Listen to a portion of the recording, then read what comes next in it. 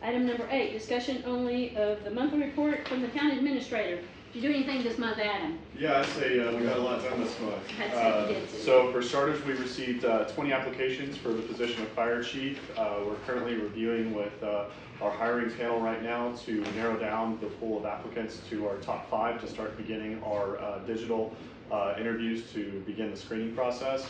As far as police goes, we ran our interviews for our top 10 candidates. Again, we had 38 candidates in total.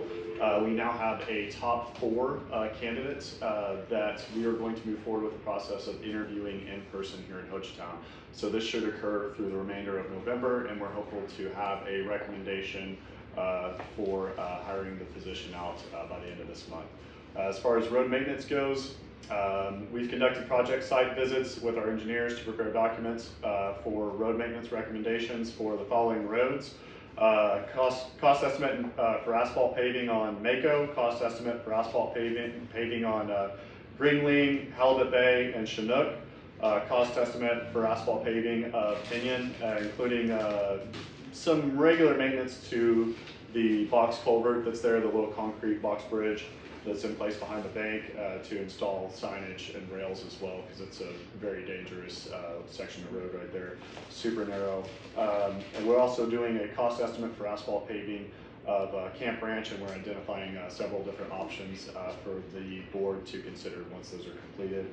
I'll have a nice little presentation for you guys later on, and you guys can make a determination on our prioritization of our workload. As far as private easement acquisition goes, we've sent out easements in the mail to developers of the following subdivisions: Sunrise Ridge, Canada Trails. I said it all the time. I can say it all the time, but for some reason I'm up here talking to you guys. Canada Trails South, Canada Trails Southwest, Canada Trails Original, Pine Hills North, and then Sunrise Ridge East, and Timber Creek Trails South, Phase 7. We've also had material that was dropped on Pinion due to a large number of complaints. Dust and drainage in that area is still an issue that needs to be resolved. We've had some good rain, so hopefully that's kind of helped settle some of those particles down. I do want to follow up that whenever it comes around to the prioritization of our workload for roads maintenance, whenever we have that meeting, hopefully we can have a meeting mid-November sometime and just really discuss roads. But I've noticed here that we're moving towards a VPD count, which is a vehicles per day count that exceeds the paving requirement or recommendations. So around 500 to 600. We have some engineers here, and they can probably attest to this. But around once you start hitting about 500 to 600 VPD, you want to start looking at paving your surface, and we're well over, or I'm sorry, we're around 1,000 VPD. So we are currently busting our kind of gravel road traffic count. Moving forward from that, material and labor for Pinion was $20,000, $775. Roads continued. Again, I've already kind of mentioned with you guys today that I'd like to host some sort of a special meeting in November to talk about our roads maintenance and prioritization, because I really want to get together. I want us to put our heads together and come up with a prioritization list of what we want to accomplish by the end of this fiscal year. What can we get done by June 30th? And what amount of money do we need to have allocated by that time? There's a certain number of 10 horns I'd like to get replaced because, again, drainage all over this community still remains an issue at large. There's so many places where 10 horns should have been installed but yet weren't, and we need to get those resolved as soon as possible. Otherwise, we're going to be continuing to hemorrhage money in our road maintenance as our roads continue to get washed out. So I am working with Keith right now, and Keith is going to whip up for me a cost estimate on a per 10 horn installation basis, so that way we can take that and then we can scale it with how many, okay, do we want to do 20, 25, 50 10 horn installations by the end of this fiscal year, and we can go back and work that in with the prioritization of our roads maintenance operations, and we can just balance it out, right? So either way, moving forward on all ends for roads maintenance. Great news is Keto did approve the award of our grant application for the paving of Old Hochatown Road for $125,000. So want to interject something here. Adam's been working on this a long time, and it's really difficult for us to sit in these meetings and not be able to say, oh, here's the things we're working on. Because sometimes he's not at liberty because it hasn't been formalized. What if something happens? So finally, he gets to make say, that announcement. Yeah, Ghetto made it happen. That's a great move forward, a great victory for us. Thank you, Diane. So 125,000.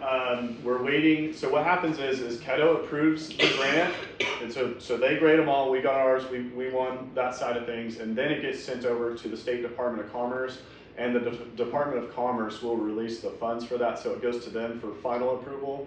And they've historically never rejected anything before in the past, but it does have to go to Commerce for final approval, and then they'll release the funds, and then we should anticipate an award in funding or late January, early February. So for everyone that's out there that's living off of Old Hochatown Road, or you're waiting for it to be repaved, please wait. Just hang in there. Wait till February, and we're going to be working on other roads, but don't think that we've forgotten about you, but it's really because we can't touch the project, because I did try to ask them if we went in and just repaved it now, can we just get reimbursement later, and they said absolutely not, we can't start the project until afterwards. So just hang in there if you're on Old Hochatown Road. Moving forward from that, so far to date we've done $217,321.01 in road repairs, and again we're still waiting on several more invoices to come through, so expect that number to continue to grow. Keisher, want to say thanks to him and his crews. They did come out and fix a public safety hazard out in Timber Ridge, down in the southeastern corner of that development.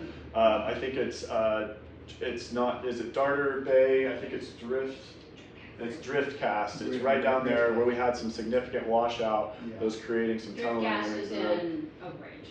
Okay, well I think it's Darter. I think it's Darter then. It's in the southeastern corner of Timber Ridge. Anyways, we had some really poor washout that was going underneath the road, creating some tunneling. That road could have caved in at any time and seriously caused some damage to some people, and we've gotten that fixed up as well, so that was really important. We're working on developing road design standards for the town.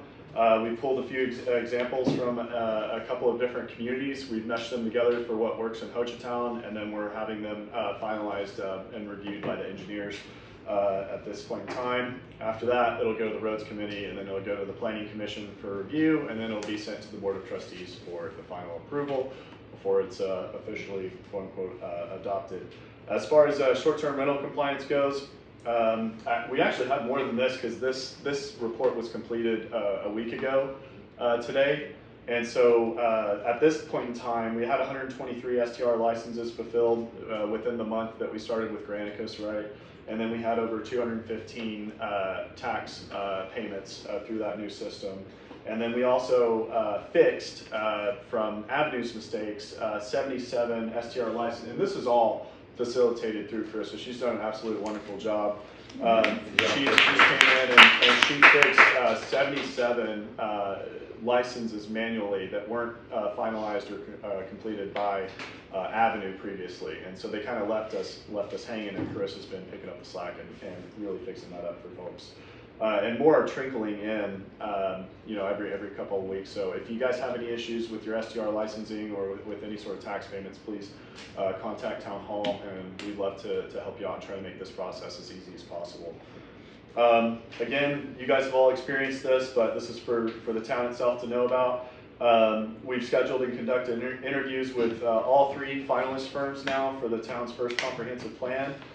We've held a wastewater project update meeting with Garver. We got the 30% plans from ODOT for the lane expansion project, and they're working to get the sewer infrastructure lined out with where exactly that's going to be placed in conjoint with that project. We've also initiated, with Liz's help, we've begun the MuniCode development with Civic Plus, and basically what that is it's going to make it so much easier for people to come in, access our website, use the MuniCode system, search for an ordinance. Like, a lot of times it's really tough to find the ordinance that you're looking for, especially if you don't have it in a clickable format where you can just come in and click on little keywords that you're looking for. Instead, what most towns have is, you're looking through PDFs, and it's really tough that, well, what section do I start with, etc.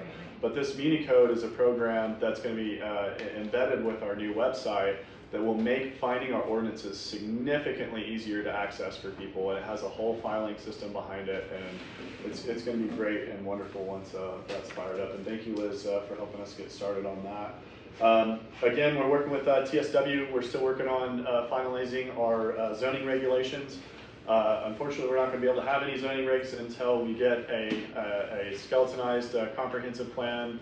While we're working on the larger scale comprehensive plan, we need something that will just kind of be bare bones, meet the state requirements, get that passed, and then we'll be able to start protecting some of our neighbors here. We did have a couple of issues with our web designer that was working on our previous on our site project. We kind of had some creative issues that the website just wasn't really meeting our standards, and so I let that guy go, and then we've requested a new one, and this new guy has been absolutely wonderful, and he's been implementing everything that we've requested and dreamt up. We're working with Skip and Shelly and Diane to get old historical photos of like maps and the original Hochatown and the current Hochatown, and we're going to integrate that into the design of our website to really like showcase some storytelling. And I'll use like the Choctaw Landing Resort Casino over there. I'll use their website as an example, as they did a really good job at integrating some of the local old school like late 1800s, early 1900s maps into their website. So it just kind of like showcases our area. It tells kind of our story in the design of the webpage. So it's going to be a really cool and fun experience, and we're trying to make something that, you know, people want to, they may not even be looking for anything, but they just want to go back and look at the cool Hochatown website and just check out all the history and the design elements to it. So we're going to have something to be proud of. Other than that, we've identified two key grants for walking and mountain biking trails in our community. The first one totals up to $750,000, and the second one is $300,000. And I will tell you that the $750,000 one only has a 15% match requirement, which is incredibly low because typically you're looking at about 20 to 25% match requirement. So because we have such a lower population, we actually are required to input less to get more money. So that's really wonderful. We're going to have to put together, again, a sidewalks or a bike trails or trails master plan at some point, but it's a great opportunity for us moving forward and providing safe sidewalks and new and unique experiences for people, our guests and residents, to experience alike. So that's about it. I mean, if anyone has any questions, please hit me with it. I'll be here. Busy month. Thank you, Adam.